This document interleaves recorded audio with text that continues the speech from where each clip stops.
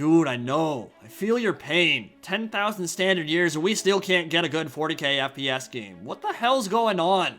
40k has had a bit of a spotty history when it comes to video games. There's been a lot of shovelware plopped on our front lawns over the last 20 years, and even the storied franchises like Dawn of War. Wait, what happened with Dawn of War? I remember a really badass trailer and then everything got real dark. Perhaps it's best not to think about what could have been, but beyond strategy games, the genre with the most sustained success over the last 2 decades is the first-person shooter, the FPS, period. We've had a surprising lack of content on that front for a universe this rich and, well, content. In fact, if you do a quick search for 40k FPS, Google comes back with 3 results. Vengeance of the Blood Angels was 1995, Fire Warrior was not good, even for its time, but props for trying something different. Not every day you see a Tau game, much less one that showcases their melee prowess at its most ferocious. And yeah, there are a few games floating around here and there that are halfway decent. Maybe shadows of what they could have been, like Eternal Crusade, but the closest we've gotten to a legitimately good 40k shooter in recent memory was Space Marine back in 2011. That was almost a decade ago, and the wait for a spiritual successor would be a long one. 5 years, in fact, the year Space Hulk Deathwing made landfall, and I'd say the atmosphere going into launch there was cautiously optimistic about the quality Terminators blowing through Genestealer broods might bring to the table. I don't think anybody was expecting the next Halo, but there was some hype for sure, some careful expectation that burning through Xenos in the bowels of a derelict floating planet might make for a great experience. Bring fire upon us and we shall return it! Purge in holy fire indeed. Because on paper, the idea is completely badass. Bioengineered elite warriors in tank armor, marching through cramped hallways and yawning chasms, mowing down hordes of alien scum with blade, bolter, and belief in the god emperor of man. And to give credit where credit is due, Deathwing wasn't a bad game, it just wasn't good. It had a clear vision, no question. Streamon Studio did their due diligence when forging the interior of these massive space hulks, these mangled remains of system-destroying battleships long ago lost to the void. The art direction and atmosphere are drop-dead gorgeous. It's gritty, it's visceral, it's immersive, and every step you take plunges you deeper into the darkness. Got miles of abandoned Gothic cathedrals, long-lost relics left over from the Horus Heresy, shadows of Mechanicum technology, and the echoing shrieks of Tyranid Genestealers as they stalk the elite First Company. There are a ton of Easter eggs and nods to the lore that make it very clear the devs were interested in doing justice to the setting, and for that, they should be commended. But gameplay, content, and polish are the elements where Deathwing suffered, and it's hard to make a great game when those aren't up to par. At the core of everything, it really boiled down to combat. Neither the shooting nor the melee really did anything to make themselves stand out, which is a cardinal sin in a game where that's the only thing you do. Like, there's no story to speak of whatsoever. You purge heretics and burn Xenos to ash from beginning to end. There's nothing in between. But the bolter never had the punch you'd expect. The AI clearly wasn't as crafty as the devs would have you believe, and the ranged combat didn't feel unique or even distinctly 40k. There were elements that were intensely satisfying, like summoning a flame tornado or a warp vortex that turns entire rooms of enemies to giblets of meat, or holding down a choke point with a full auto assault cannon.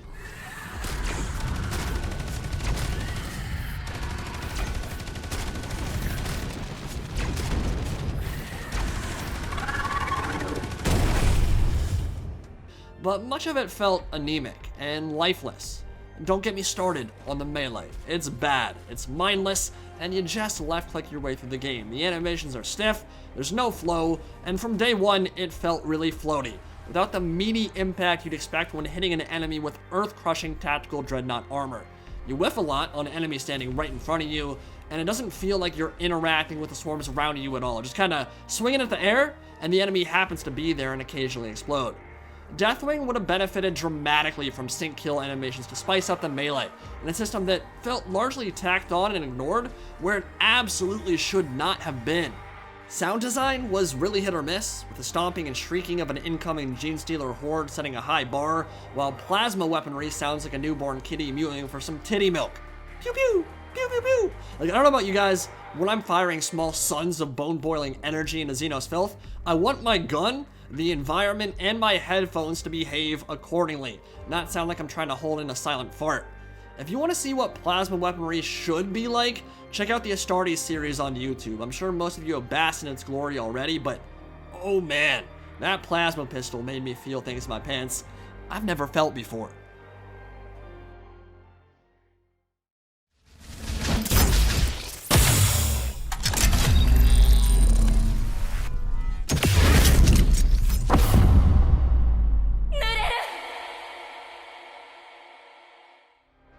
And then on top of everything else, there were some baffling design decisions, like gating the majority of psychic powers behind single player only, in a game that was clearly forged with multiplayer co-op in mind from the ground up. $40 price point that was perhaps a little bit ambitious for the content on offer, and ultimately, it was held back by a small indie dev that didn't quite have the capital or the expertise to bring it all together. I think budget was a huge part of why Space Hulk Deathwing wasn't able to ratchet it up to that next level and feel like a AAA title, which is ultimately what a 40k shooter needs. It doesn't need to have a massive budget, but it needs to feel like it does, something some indie devs are able to pull off, others aren't, and Deathwing never hit that mark for me. There hasn't been much to buck the trend of mediocrity we've come to expect, especially when it comes to third or first person shooters. And it's frustrating because 40k is kind of a perfect setting for a shooter, both in terms of mechanics and the sheer variety of weaponry you can unleash, and the types of enemies that can be thrown at you, and potential settings within the universe itself. Like yeah, Space Marines are the Mary Sues, they're the most instantly recognizable, but a 40k game doesn't have to be about steel and rain. The reason they're usually the go-to is because they carry the least inherent risk. Space Marines sell, period. They're iconic, always have been, always will be. And having them plastered on your front cover can mitigate some of the losses if your game ends up sucking ass. But the Adeptus Mechanicus, Astra Militarum, Adeptus Custodes, and a lot of other factions are largely unexplored. The Craft World Eldari, the Harlequin, the Drukhari, the Tau, even the Necron tier haven't really been explored very much. Which brings us to the big question. Why haven't more developers tried tackling a setting that is so clearly made for shooters? And if it were to happen soon, where would it be set? What kind of design would we be looking at? I've always said it, but Gears of War is actually a fantastic blueprint for what a 40k third-person shooter should look like. It heavily drew inspiration from the 41st millennium. From the Grimdark, to the Battle Brother, to the power armor meatheads with HGH gut, to the chainsaw lancers that have become their most iconic weapon. Chainsword, chainsaw lancer, let's be honest here, there wasn't much gap there. It's pretty clear it was heavily inspired, if not pretty much outright stolen. And the sense of weight and momentum when you slap into cover with Marcus Phoenix or Clayton Carmine is exactly what you should get when a Blood Angel and Mark IV power armor is sprinting forward to chainsaw your ass in half. Unreal Engine 4 is a great foundation when it comes to third-person shooters. Digital Foundry did a really nice tech analysis about it on YouTube, but there's a blueprint there that could make for a super satisfying and visceral combat and cover system. Now, Unreal Engine 4 actually has been the basis of a Space Marine game in Eternal Crusade, and you can see shadows of Gears and its influence there, but ultimately, it just didn't live up to the lofty promises of the devs, and has had a pretty lukewarm reception overall. But third-person shooters are maybe a bit more niche than the classic FPS, as long as you're not counting games like Fortnite, which are kind of their own thing, and it's here the lack of FPS titles in the last 20 years has really surprised me.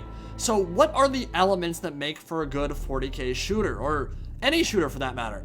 I'd argue it's satisfying gunplay and melee combat, those are the most important things, impactful sound design, art direction and scoring that fits the setting, good progression without unnecessary grind, and story. I mean, you can get away without good story if your gameplay is good enough, but it's 2020. I'd say over the last 15 years or so, the bar for storytelling has lifted somewhat. It's risen. The objectives don't have to be complex. We know for damn sure character motivations for Space Marines will not be, but there's 10,000 years of lore to work with here. Read First Heretic or the Night Lords trilogy by Aaron Dembski Bowden, and it becomes pretty clear that, maybe contrary to popular belief, a good story very much has a place here. That it isn't just Space Marines jerking off each other's forearms and screaming incoherently. Hell, get ADB and Dan Abnett to write the damn thing. At the very least, you know you'll be getting a story from writers who live and breathe this setting, who have played a large part in making this universe what it is today. It's a big reason why I have some semblance of hope for the Inquisitor Eisenhorn TV show, if that ever actually does end up getting made. But at the foundation of any successful Warhammer FPS game is impact and sound. which means when I hit something with a bolter, or power armor, or a force weapon, things need to happen that accurately reflect what it means to be struck by those tools. A bolter shouldn't sound like a human assault rifle. It's firing 75 caliber mini rockets to turn flesh into paste. A bolter should boom, and whatever gets hit should be red mist on the other end. That's something Relic Space Marine game in 2011 did exceptionally well. It's amazing how many titles have gotten those simple details wrong. And if you can't get those parts right, you're not going to get anything right. And if you want to know what good melee combat in a Warhammer game is supposed to look like, just play some Vermintide. Yeah, the game has issues. Post-launch support has not been what it should have been. Lots of poor design decisions, whatever. The core gameplay loop of Vermintide is just satisfying and well executed, period. You're more of a Terminator pressing F with Foot Knight Kruber than any action you ever take in Space Hulk Deathwing. When you chop an arm, that arm flies off. When you bring a giant hammer down on a Skaven head, the head disappears and there's an audible crunch. There's a sense of weight and momentum and real physics behind combat in Vermintide that every 40k shooter I've ever played lacks, and it's something future titles should seek to emulate. There's a misconception that Vermintide is a hack and slash where you just left-click your way through the map, and yeah, you can get away with that on lower difficulties, but the game was designed with challenge in mind, and you won't survive trading hits and spamming left-click on Cataclysm. It's more nuanced and skill-based than people often give it credit for, which is the opposite of what we saw with Deathwing, as basic a melee system as you're ever gonna see, where the RNGesus of a Gene Stealer Talon can randomly one-shot you through block in some of the most frustrating and intensely unsatisfying CQB I've ever played. And what's more surprising is that even the shooting and the gunplay of Vermintide is more satisfying than what we've seen out of real 40k titles. Imagine a melee game in the old world with better shooting than 40k shooters themselves. How did we get to this point? Press F for that glorious mastercrafted Inquisitor bolt gun from Saltspire and Vermintide. Blow the face off a Chaos Warrior and watch him drop like a ton of bricks. Tell me that won't fly in the grim darkness of the far future. You can see it now. Inquisitor Greyfax pressing the Condemner bolter to the dome of some heretic psyker and delivering the Emperor's justice. There are blueprints already available for a successful 40k shooter. One with progression without grind for the sake of grind, something Vermintide has utterly failed in. One with customization and story and satisfying visceral melee and ranged combat, with the atmosphere and immersion of a dark, abandoned Gothic cathedral or overrun Reichland forest. For me, I think the Fires of the Horus Heresy could make for a fantastic setting, one that really lets writers flex their muscles and explore the otherworldly nature of chaos-centered demons. But like I said, there are a million viable settings to choose from. Eldari pirates visiting Crone worlds to recover lost spirit stones and engaging the ruinous powers and other alien races in the process. Imperial Guard regiments bogged down in a brutal ground war for Armageddon against the Greenskin Menace. 40k is a source of nearly limitless inspiration and absurd amounts of content to draw from. It's simultaneously surprising and disappointing that it hasn't borne much fruit up to this point, and it's high time that changed. So let me know, would you guys be interested in a 40k FPS or third-person shooter? Do you think it's time for a crafty developer to take that plunge once more? And if so, what kind of characters, what kind of races, features, and gameplay options would you like to see? What's standing in the way of more? Is it budget? Is it past failures? Revenue sharing with Games Workshop that forces AAA devs away from this setting? Maybe all the above. All I know is, it's time for more. I've been your host, Indy Pride, and I'll see you all in the next video.